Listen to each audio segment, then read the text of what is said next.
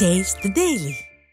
Kanagaraj sir 3 ஆண்டு காலத்தை தொட்டுருச்சு இந்த வேங்கை வயல் விவகாரம். போஸ்டெல்லாம் ஒட்டி என்னென்னமோ எழுதி போஸ்டெல்லாம் ஒட்டினதெல்லாம் பார்த்தோம்.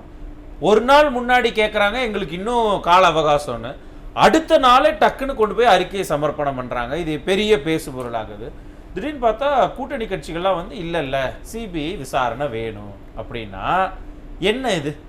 சரி, வேங்கை வயலை பொறுத்தவரையிலும் முதல்ல இந்திய தேசிய காங்கிரஸ் கட்சியினுடைய நிலைப்பாடை நான் மீண்டும் ஒரு முறை சொல்லணும்னு தாராளமாக. அதாவது எங்களுடைய நிலைப்பாடு என்னன்னா, போட்ட குற்றப்பத்திரிகையில் பல சந்தேகங்கள் உள்ளது, கேள்வி எழுப்புகிறோம், மக்கள் கேள்வி எழுப்புகிறார்கள். ஆகவே ஆமாங்க, அது ஆமாங்க, அதை தான் தமிழக அரசினுடைய நடவடிக்கை நான் சொல்லி முடிக்கிறேன்.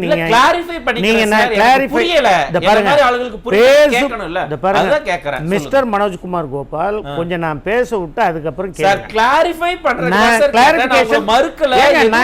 இருங்க. நான் இங்கிலீஷ்ல சொல்றேன், கிளாரிஃபை பண்றதுக்கு தமிழ்ல தாங்க பேசிட்டு இருக்கேன். அதான் சார் புரியல, அதான் மறுபடியும் நீங்க சொல்லுங்க. ஒரு நிமிஷம் விஷயத்துக்கு வாங்க. நீங்க பேசாம இருங்க, நான் புரிய வைக்கிறேன். பாத்தீங்களா, இங்க கூட எங்களை பேச விட மாட்டேங்கிறீங்க. நேரத்துல வெறியாளர் மாதிரி ஆயிடுறீங்க. ஒரு நிமிஷம் இருங்க. அதாவது எங்களை பொறுத்தவரையிலும் வேங்க வயல் விஷயத்துல குற்றப்பத்திரிகை தாக்கல் செய்திருப்பது ஏற்புடையதாக இல்லை. மறு விசாரணை செய்து உண்மையான குற்றவாளிகளை தண்டிக்க வேண்டும். அதுதான் எங்களுடைய நிலைப்பாடு. இப்ப நாங்க என்ன சொல்றோம், விரும்பல.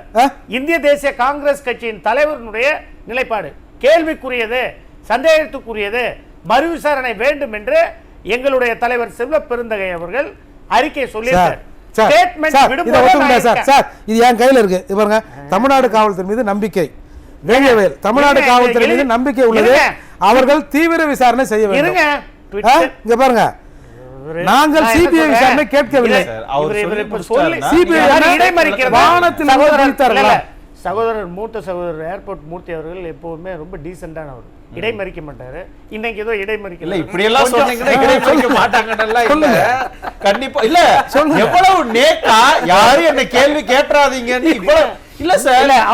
இல்ல ஒரு நிமிஷம், நீங்க கூட்டணி தானே, இல்ல நீங்க தேசிய கட்சி தான், கூட்டணி தான், ஏன் இவ்வளவு பதட்டப்படுறீங்க? உங்களுடைய இது நிலைப்பாடு நான் உங்க தலைவரோட அறிக்கையை தான் சொல்றேன். டைம் போயிட்டு இருக்கு, அவருக்கு நெறியாளர் ஒரு பக்கம். சார் அந்த நெறியாளறத நான் பாத்துக்கிறேன், நீங்க உங்க பேச்சு பேசுங்க. அதாவது எங்களுடைய தலைவர் கிளீனா சொல்லியிருக்காரு, எங்களுடைய ஸ்டாண்டர்ட் தான் நடந்திருக்கிற குற்றப்பத்திரிகை என்னுடைய தனிப்பட்ட வழக்கறிஞராக காங்கிரஸ் கட்சியின் நபராக நான் சார் அதை யாரும் கேட்க தனிப்பட்ட கருத்து. ஒரு நிமிஷம் இருங்க, ஒரே நிமிஷம் கனகராஜ், ஒரே நிமிஷம் இருங்க. தனிப்பட்ட கருத்தை நீங்க சொல்லலாம், தோல்ல போட்டிருக்கீங்களா, அது அந்த பக்கம் வச்சுட்டு ஒரு வழக்கறிஞர் நீங்க வந்து பேசுங்க. நான் வழக்கறிஞர்னு போட்டு நீங்க உங்க கருத்தை சொல்லுங்க. காங்கிரஸ் கட்சியை ரெப்ரசன்ட் பண்றீங்கன்னா கட்சியினுடைய நிலைப்பாடு என்னன்னு அவர் கேட்டார். சொல்லியாச்சே, கனகராஜனுடைய நிலைப்பாடு கேட்கல, கட்சியின் நிலைப்பாடு. இருங்க வரேன். எங்களுடைய கட்சி தலைவர் அவர்கள் ட்விட்டர்ல போடும்போதும் நீங்க பாருங்க, அவர் என்ன சொல்லியிருக்காருன்னா, குற்றப்பத்திரிகை வந்து நாங்கள் சந்தேகப்படுறோம், கேள்விக்குரியது, பல கேள்விகள் மக்களுக்கு சந்தேகம் எழுகின்ற வகையில் இருக்கு. இல்ல எனக்கு தெரிஞ்சு தமிழ்ல படிச்சாங்கன்னா இதற்கு ஒரு அர்த்தம் தான் எனக்கு தெரியும், இன்னொரு அர்த்தம்ங்கறத நீங்க எந்த ஸ்கூல்ல படிச்சீங்க எனக்கு புரியல. மறு விசாரணை வேண்டும்னு கேட்டிருக்காரு. அப்படி மறு விசாரணை என்ன அர்த்தம்? அப்படி என்ன அர்த்தம்? நீங்க விசாரணை நடத்துனது லட்சணம் இதுதானா அப்படின்னு கேட்டாரா அப்படிங்கறத சந்தேகம் இல்லைங்க. அதுக்கு அந்த கேள்வி கேட்க மாட்டீங்க. அப்ப அதுக்கு என்ன அர்த்தம்? மறு விசாரணைன்னு என்ன சார் அர்த்தம்? நீங்க நடத்துனது சரியில்லை, மறுபடியும் விசாரிங்க, அதான அர்த்தம். 100% அதான் எங்க தலைவர். மறு விசாரணைன்ற வார்த்தையே வரல சார். இல்லைங்க, தீவிர விசாரணை பண்ணணும். இல்லைங்க, நான் முந்தா நாள் இருங்க, தவறா பேசுறேன், நான் உண்மை இல்லாம பேச மாட்டேன். முந்தா நாள் பிரஸ் மீட்ல எல்லாரும் வந்து சத்தியமூர்த்தி பவன்ல கேட்டாங்க. கேட்கும்போது தலைவர் என்ன சொன்னார்? சரி, இந்த குற்றப்பத்திரிகை சொல்றீங்களா? என்ன சொல்லியிருக்காருன்னா, வேங்கை வயலை பொறுத்தவரையிலும் எங்களுக்கு மறு விசாரணை வேணும்னு சொன்னார். அங்க ஒரு ஸ்டேட்மெண்ட். சரி, யார் சார் விசாரிப்பாங்க மறு விசாரணை? இருங்க, சிபிசிஐடி இப்ப விசாரிச்சது சிபிசிஐடி தானே? ஆமாங்க, சரியில்லை விசாரிச்சது சிபிசிஐடி தானே? ஆமா. மறுபடியும் சிபிசிஐடி விசாரிக்கணுமா, இல்ல காவல்துறை விசாரிக்கணுமா, இல்ல சிபிஐ விசாரிக்கணுமா, இல்ல என்ஐஏ விசாரிக்கணுமா, இல்ல இன்டர்நேஷனல் போல் உங்களுக்கு வரணுமா? அத கேக்குறாங்க, சொல்லுங்க. சிபிஐ விசாரிச்சு என்ன சிபிஐ லட்சணம் தான் பார்த்தோமே, என்னத்த விசாரிச்சு சிபிசிஐடி லட்சணம் என்னன்னா கேட்பாங்க. நீங்க தமிழ்நாடு காவல்துறையை கொச்சப்படுத்துறீங்க. இங்க பாருங்க, தமிழ்நாடு காவல்துறை இல்ல, இங்க பாருங்க, இதெல்லாம் இந்த கோர்ட் சீன் எல்லாம் இங்க வேணாம் சார். இத பாருங்க, இங்க பாருங்க, ஒரே நிமிஷம் சார். இல்ல இந்த ஒரு வார்த்தையை சொன்னதை வச்சு ட்விஸ்ட் அண்ட் டர்ன்ஸ் பண்ணி என்ன நீங்க மாட்டி விடலாம் நினைக்கிறதெல்லாம் அது கோர்ட். சார், நம்பிக்கை இல்ல சார். ஒரு நிமிஷம் இருங்க. நான் அப்படி சொல்லல. நான் கேட்டது அவரு கேட்டது என்ன தெரியுமா? நீங்க வந்து உங்க பக்கத்துக்கே வர மறு விசாரணைன்னு சொன்னீங்க. 100% யாரு மறுபடியும் விசாரிக்கணும்? ஏங்க தமிழ்நாடு காவல்துறையில சிறந்த ஆனஸ்டா இருக்கிற அதிகாரிகளை வைத்து ஏன் ஆனஸ்ட் அதிகாரிகள் நம்ம அப்ப ஆனஸ்ட் இல்லாத அதிகாரிகள் இருக்கிறாங்க. இருங்க ஒரே நிமிஷம் இருங்க. அவர் என்ன சொல்ல வராருன்னு கேட்போம். 2 பேர் இருங்க. நீங்க சொல்லுங்க சார். சார், ஆனஸ்ட் ஆபீசர்ஸ் தமிழ்நாட்டுல ஐபிஎஸ்ல இப்ப நிறைய பேர் இருக்கிறாங்க. சரி, நான் மீண்டும் ஒரு முறை நல்ல ஆபீசரை வச்சு சார் நீங்களே சரி சார் நீங்களே ஒரு 4 பேர் சொல்லுங்க சார். என்ன சொல்றாருன்னு கேப்ப இருங்க. இல்ல நீங்களே ஒரு 4 பேர் சொல்லுங்க சார். ஏன் நான் சொல்லுவேன். இருங்க ஏர்போர்ட் மதி சார் ஒரே நிமிஷம். நான் இல்ல கனகராஜ் சார், இல்ல கனகராஜ் சார், அவங்களுடைய क्वेश्चन என்ன தெரியுமா? சொல்லுங்க. ஹானஸ்டா ஒருத்தர் வேணும். ஹானஸ்டா ஒருத்தர்னா அப்ப இதுக்கு முன்னாடி விசாரிச்சு அறிக்கை தாக்கல் பண்ணாங்கல, அவங்க எல்லாம் ஹானஸ்ட் கிடையாது. இல்லங்க, அவங்க எல்லாம் சரியா வேலை பார்க்கல. எல்லாரும் இல்லங்க, இன்னொரு விஷயமும் இருக்கு. சரி, எல்லாரும் பேச தவறுனது ஒரு விஷயம் இருக்கு. இப்போ ஒன் மேன் கமிஷன் வந்து 3 பேரும் ஒரு எதிர்கருத்து சொல்லணும்னு நினைச்சாங்க. 3 பேருக்கும் அவங்க சொல்றதுக்கு வாய்ப்பு தரேன். அதுக்கு உங்களுக்கு எக்ஸ்ட்ராவே நான் டைம் தரேன். நீங்க சொல்லுங்க சார். ஒரே நிமிஷம் சார். நீங்க இப்போ இவர் சொன்ன மாதிரி எல்லாம் அவங்க தலைவர் எல்லாம் ஸ்டேட்மென்ட் உள்ள சார். தவறு. பிரஸ் இருக்குனே. இவரு இப்ப யார் விசாரிக்கணும்? இவர் என்ன சொல்றாரு? அந்த அறிக்கையில சிபிஐ வானத்துல இருந்து குச்சிதான்னாரு. இப்போ பூமியில இருந்து தோண்டி ஏதாவது ஒரு லா என்ஃபோர்சிங் போஸ்ட் எடுக்கலாமா? ஒரு என்கொயரி கமிஷனை வர மேடம் சுருக்கமா இல்ல அவர் வந்து தெரிஞ்சோ தெரியாமலேயே உண்மையை சொல்லிட்டார். என்ன அப்படின்னீங்கன்னா, இது ஹானஸ்டான அதிகாரிகளால் நடத்தப்படலை அப்படின்னு. ஃபர்ஸ்ட் இது வந்து அங்கிருந்த SP Nandita IPS, Vandita IPS, வருணோட மனைவி, அந்த அம்மா தான் அதோட இன்கொயரி ஆஃபீஸராக இருந்தாங்க, ஐஓவாக இருந்தாங்க இந்த வழக்கில். அவங்க தலைமையில் 11 பேர் கண்ட குழு தான் இந்த வழக்கை விசாரிச்சது முதல் முறை. அப்புறம் தான் உங்களுக்கு சிபிசிஐடி போனாங்க. அப்போ அந்த அம்மாவை அவங்க ஐஓவா இருந்து விசாரிச்சதுல நேர்மை இல்லைங்கிற புகாரை நாங்களே கொடுத்தோம். சரிங்களா? அதோட எதிரொலி தான் எனக்கு என்ன ஆகுது அப்படின்னு பார்த்தீங்கன்னா, இந்த அம்மா கவர்மெண்ட்டுக்கு ஃபேவராக நடந்தாங்கன்றதுனால தான் அந்த அம்மாவுக்கு வந்து உங்களுக்கு வந்து பதவி உயர்வு கொடுத்துருக்கு ஒரு வாரத்துக்கு முன்னாடி இந்த அரசாங்கம். அப்போ இவருக்கு தெரியாமல் ஒரு உண்மையை சொல்லிட்டாரு. அவங்க நேர்மை இல்லாமல் நடந்தாங்க. அதே மாதிரி சிபிசிஐடியும் என்ன அப்படின்னீங்கன்னா, இதை வந்து இந்த டிஎன்ஏ டெஸ்ட் நடத்தினதும் சரி, திருப்பி அங்கிருந்து அந்த பசங்களையும் அந்த ஒட்டுமொத்த கிராமத்தையும் டார்ச்சர் பண்ணிக்கிட்டே இருந்துச்சு அப்படிங்கறத தான் இவரு இன்டைரக்டா சொல்லியிருக்காரு. அதுக்கு நன்றி சார். ஹானஸ்டா நடக்கல அப்படிங்கறத நீங்களே சொல்லிட்டீங்க. காங்கிரஸ் கட்சி அதைத்தான் சொல்லுது. ஆமாங்க, நான் இல்லைன்னு சொல்லிங்க. இப்ப இன்னொன்னு என்ன சொல்றேன்னா, அதை விட முக்கியம் அப்படிதானே சொல்றீங்க.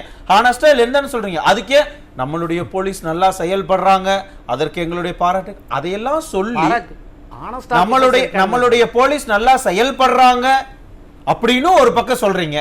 இன்னொரு பக்கம் என்ன, ஹானஸ்ட் ஆபீசர்ஸ் வச்சு மறு விசாரணை வேணும் அப்படின்னா இது என்ன சார்? இது ஏதாவது ஒண்ணுதான் இருக்கணும். உண்மையிலுமே மையமா இப்ப நீங்க தான் செயல்படுறீங்க. கமல் கூட இப்ப மையமா இல்ல போல, நீங்க தான் மையத்துல நிக்கிறீங்க. இப்படி ஒரு உருட்டு, இப்படி ஒரு உருட்டு இல்ல. மையத்துல ஏற்கனவே இருந்தவங்க சொல்றதெல்லாம் நீங்க நம்பிடாதீங்க. மையத்தோட எப்பவும் நாங்க இருக்க மாட்டோம். மையத்துக்கு வரணும். உங்க கூட்டணியில தான் இருக்கிறாரு. சரி, நீங்க கதை சரி, அடுத்தது வரும். இருங்க. இதை விட முக்கியமா என்னன்னா, இப்போ பிஜேபியை சார்ந்த வழக்கறிஞர் மோகன்தாஸ் மணி அவர்கள் தான் இந்த கேஸை வந்து ஹைகோர்ட்டில் போட்டது. அதில் கம்யூனிஸ்ட் கட்சியும் பெட்டிஷனராக இருந்து போட்டாங்க. இதில் இன்னொரு விஷயம் நம்ம சொல்ல வேண்டியது என்னன்னா, இப்போ அதிமுக அதில் யாருமே போடல, இந்த வழக்கை பற்றி யாருமே போடல, வழக்க போடல. கனகராஜ், மக்கள் மத்தியில இந்த பிரச்சனையை கொண்டு போய் சேர்த்து இதற்கு நியாயம் வேணும்னு 3 ஆண்டு காலமாக என்னென்ன போராட்டங்கள் அவங்க பண்ணிட்டு இருக்காங்க அப்படிங்கறதாவது உங்களுக்கு கொஞ்சம் தெரியுமா? இல்லைங்க, சட்ட போராட்டம் சார், உங்களுக்கு என்ன நடக்குதுன்னு முதல்ல காங்கிரஸ் கட்சிக்கு தெரியல சார். நீங்க எதற்கு எடுத்தாலும் யார் என்ன செய்யறது இல்ல சார். எதுக்கு சார் நீங்க போராடுனீங்க? ஏங்க சட்ட போராட்டத்துல யாரும் இல்லைங்க. அதிமுக சார்பா பொதுநல வழக்கு போட்டிருக்காங்களா சார்? நீங்க இருந்தீங்களா? நாங்க எங்களுக்கு தெரியும். காங்கிரஸ் கட்சியிலிருந்து நீங்க தாங்க மாண்புமிகு எதிர்க்கட்சி.